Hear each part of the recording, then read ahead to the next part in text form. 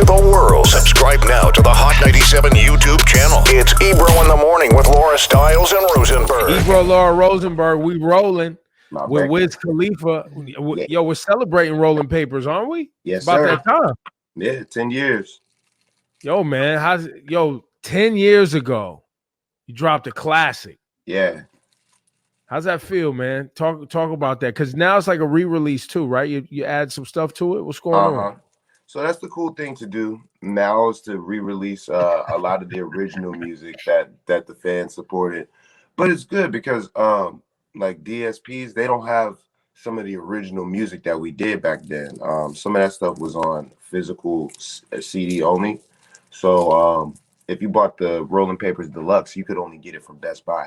So we re-released it for the 10-year anniversary. The fans loved it. There's new music on there. There's a verse from Nipsey on what's the song? Hopes and Dreams. There's 2 or 3 brand new songs on there that nobody ever heard. And man, I just think back to like when I grew up on music, and if you dropped music in 1990 and you were still around in 2000, it was a freaking blessing. So 10 years in the game, 10 years, my first album. I'm happy to be here. Well, tell us about your relationship with Nipsey and how that verse came to how you got that verse and how you decided to make it a part of this project. Yeah, me and Nip, we were on the same XXL cover. So we met when we all came out to New York to shoot the cover for it. And I met him through Johnny Shipes. And me, him, Spitter, we just kind of chopped it up in the studio. And we really became like homies, like partners. We was on the same grind, performed at a lot of the same shows and things like that. So when I moved out to LA, I immediately tapped in with the homie. I think I bought like a penthouse in Hollywood, and I put a studio in there. And that was one of the first things I did, was get, all of my partners who I was really, really with at the time together. And Nip was one of them. And yeah, he came and knocked his verse out. But unfortunately, we weren't able to use the verse for the album. He was leaving his label at the time, so they weren't able to clear it. But yeah, that's how that verse came about. Wow. Well, I brought it up a lot. Every conversation I think we have, Wiz, is I bring up to people how you fostered in kind of what we see today as commonplace of touring and merch and, really building your brand with the fans first before trying to become like, a guy that's making radio hits and doing these things. Like, you were really on the page of festivals and things like that long before it became commonplace in the late 2000s and into the 2010s. I always give you props for that, but do you think that history is remembered that way? Do you think you get your flowers for that? I think on the low, people know what's up. It's easy to forget because if you're like a younger person, you're going to concerts, you're discovering new music, you weren't a part of what, the groundwork. Yeah, you wasn't outside. Yeah, exactly. So I don't blame people for not knowing, a lot of the history or anything, or just not even associating me. I don't mind that, because I think the main goal was just for what's going on right now. There's a lot of successful musicians, there's a lot of successful promoters, and I'm still able to do my thing and move around in the space as well. So I think everybody's good. Well, as we celebrate 10 years of Rolling Papers, it really reminds me of how long it's been that I've known you, and since this whole thing started. And I have not talked to you on camera in a long time, and I just wanted to publicly apologize to you, bro. A lot has happened in life over the last 5 or 6 years, and at the time in which I said things on the radio about your breakup with Amber, I thought I was doing the right thing as a friend, and I realize now I did not handle that right, because I could have been a supportive friend and not been a dickhead to you. So like I have always, and I hope you know this, had real love for you beyond the music. Like, I've known you for a dumbass long time and your whole team. So I've learned a lot since then, and I'm sorry, man. I'm really sorry how that played out. I appreciate the apology, man. And I think at the time that was very, very one-sided, and it was fucked up, bro. Like for me, like I'm your homie, you know what I'm saying? So if it's an issue like that, we talk. You got on the radio and told one side of a story. Yeah. As soon as it happened, and there was no, it was a narrative put out there that could have, you have a platform, and that does stuff to other people who have platforms as well when you could talk to that person. But I usually don't take stuff like that so personally, but that was very personal. Absolutely. And I'm a man, and I'm able to get over it too, because we're all in great spaces right now. And that one situation didn't determine where I'm at. It didn't determine where you're at. And I feel like we're able to move past that and never even touch on that ever again. I appreciate you, bro. Appreciate that. And, No doubt, I do mean it. It's bothered me. It's bothered me for a long time. So I think publicly and officially we're past it, bro. Love, bro. Well, one more thing has to happen, Wiz. What's that? Tomorrow I'm gonna play this audio on the radio, and I'm gonna give Rosenberg a congratulations. You played yourself. So there's one more. Well, the final step. You know what I mean? I gotta do what I do, Wiz. You know what I'm saying? But you mentioned something earlier about the being 10 years in the game, and it's so true, bro. When we were kids, the cats who put out a record 10 years after their first record, you'd be like, oh man, the old man's trying to come back. And now you're as big a star as you've ever been, and you're like sort of a part of just the American lexicon of pop culture. Did you ever imagine when you started that this was the trajectory? Because you didn't really have a version to base that off of back then. Right. It's really a crazy place to be in. It's like I'm an OG, but I'm still young. So people want to like consider me old, but then they don't want to count me out of the game either. But it's just all about working and staying relevant and not really letting anything knock me off of my square. And also knowing that the moments that I had before are those moments. Not trying to recreate anything old, but just trying to do something new and bring people along on the journey with me. I look up to a lot of great artists like Rick James and James Brown and Marvin Gaye, even though he didn't get to live as long as we wanted him to, but just as far as like the length of a career. And I love the fact that I came in the game really, really strong and set the foundation. And now that I'm a stamp in the game, I could make a difference with putting out new artists, challenging myself to come up with a new sound, and then also continuing to go on the road and perform the hits and make my show better and better. Coming off of the pandemic of last, we're just coming out of it now. You being a touring artist, you started some other businesses before the pandemic, and I'm sure those businesses helped you sustain during. But for younger artists out there, that look, like we just talked about, you're one of those artists that really developed a merch game and other businesses while being an up and coming artist. Talk to the younger artists about maybe there's some advice that you could give, because I'm sure you did pretty well even when you weren't touring. Oh yeah. It was definitely not such a bad time. Aside from people's health and things like that, because that sucks. But as far as business, not being able to go on stage, I was definitely able to pivot and set up a lot of different things that were able to work for me. And for any young artist, I would tell you to just invest in your own lifestyle, the things that you love and that you enjoy and that really, make your everyday go around. Those are the things that you should build your businesses based on. All of my businesses, I own them, but they're extensions of me. So Khalifa Kush being one of them, I'm not going to spend a bunch of money on weed. I'm going to grow it. McQueen, my gin company, I'm not going to keep buying a bunch of bottles in the club or at restaurants every time I go. I'm going to have my own liquor. Hotbox by Wiz.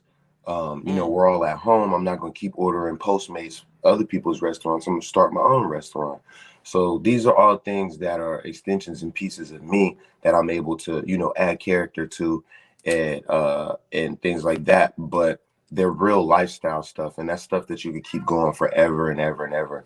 And that's what artists should definitely get into, is things that that you spend money on every day, but you could own it. Has there been any time in the last several years when you've ever found yourself in a situation where you were too high? Like, can you ever be too high anymore? Let me think.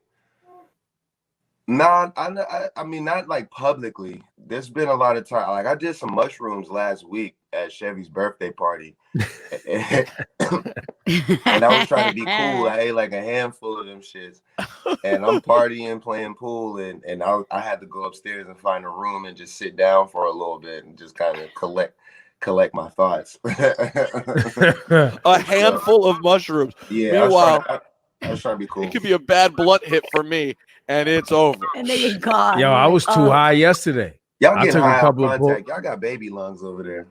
Super baby. Yeah. Now, I took down a nice fat spliff I rolled yesterday. You know what I'm saying? Oh. But I was high. I was high. Stupid high. It's recreational out here, bro. I'm out here running around with my joint in the air like this.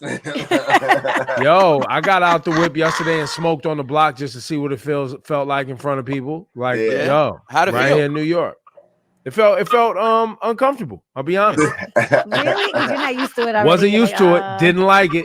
I know. Some kids went by. I was like, this ain't cool. I don't like this. But so, Keep- Wiz, for someone like you, does it make any difference? Because you're at the level of celebrity, and like you're like your Uncle Snoop. Like, everyone knows you smoke. So for years, when you show up to a building, they might have a no smoking policy, but they look the other way for you. So does it feel any different, or given that you're in California already most of the time, does all this policy change not affect you really?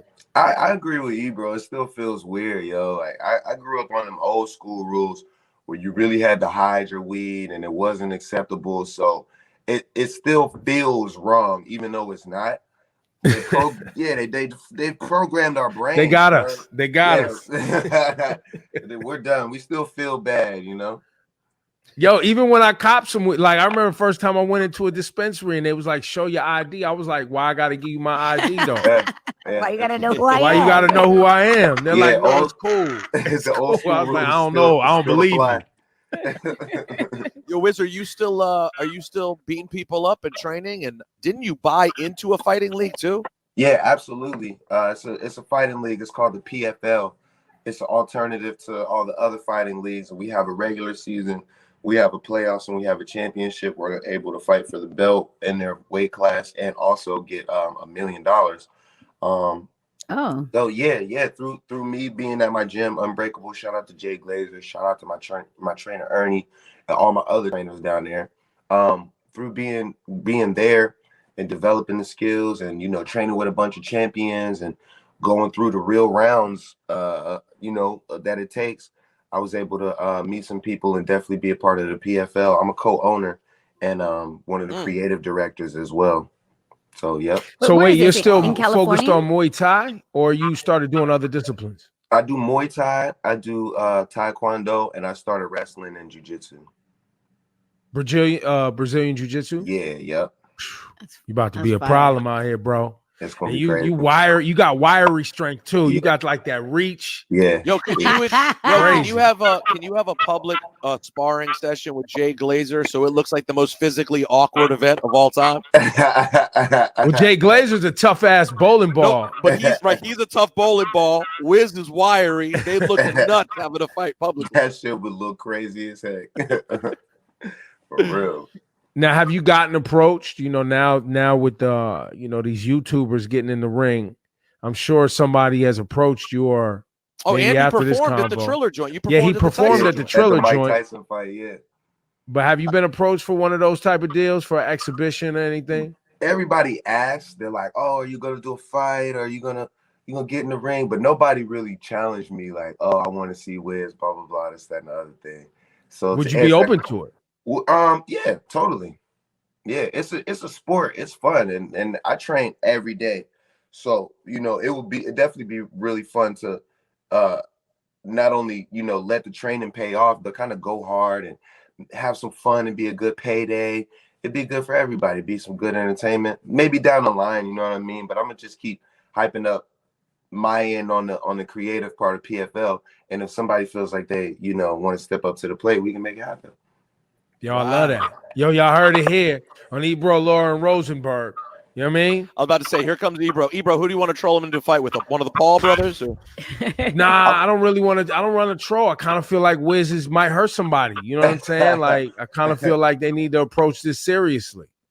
Yeah, I'm cool with the Paul brothers, man. They actually train really, really hard. Like, aside from what people kind of credit or discredit them, they go hard and they take the sport seriously. So I wouldn't call them just celebrities or YouTubers when it comes to the sport, because they actually go freaking hard and but now when you look at a matchup like a Mayweather, which Paul brother is he again? He's fighting Logan. Yeah, Logan. When you look at somebody as skilled as Mayweather and Logan going into this, what is your first thought? First thought is it's about money. My second thought is they're going to try to put on a show as possible from beginning to the end. So they're going to hype it up beforehand. When you get there, the fight might or might not be so good. And then at the end of it, they're going to try to, keep you on for the next one. Got it. Now, who do you think wins this? Oh, Floyd for sure, but nobody's going to get hurt, though. He ain't going to really, fight him. It's just like an exhibition. It's just, they just touching. That's all. Do you think that my prediction now is that after the Logan fight, the whole hat thing that happened with Floyd and Jake, the setup then promo-wise for the bag is Jake to avenge his brother's loss and also fight Floyd? That's a good setup bag for sure. 100%. When it comes to somebody like Floyd, who is probably the most skilled fighter we've seen in our generation, I mean, easily the most skilled. Mm-hmm. For me, this is kind of, I don't know, it's bad for the legacy, I think, of the fighting. He's had outside the ring legacy issues, but all humans do, right? Like, that's just shit happens. But seeing him match up with these two dudes, you say they take it seriously, but they're not on his level. Like, him being in this circus is not his level. But if it makes you feel any better, Ebro, Muhammad Ali had a match with Antonio Inoki, a Japanese professional wrestler. So, like, there always has been wacky shit. Crazy shit. That's what boxing is. It's wild. And I think it makes more sense, too, because Floyd's so much older. It doesn't make sense to put him in a fight with, like, a real young fighter. That'll really fuck his legacy up, in my opinion. So it gives him a chance to still perform and not get hurt. Wiz, what do you do other than all the businesses that you just talked us through? When you look at money coming into the bank account for you, what is the Khalifa Kush like the delivering the most? Was that one of your best investments? Or are you still, like Rolling Papers is 10 years old and that's probably still getting streamed, Black and Yellow and these records these hits that you had? What is the thing that is really driving revenue for you these days in the business? It's a combination of things. So the music is always going to promote everything. The music's the reason that I'm able to get on TV or do movies or sell merch, go on tour. The tours make a lot of money for sure. But as the game changes, and as you know, music, like streams in general for artists doesn't really, you'll make money, but you're not going to be the businessman that you want to be just strictly off of music. So for me, the Khalifa Kush is what's doing the best, aside from the music, just because it's such a big industry. And when the world closed up, weed was still an essential business. So, we were still slanging Kush in the places that we were at, and we were still able to build the brand with the companies who were, still on the up and up, as opposed to things shutting down or coming to a halt.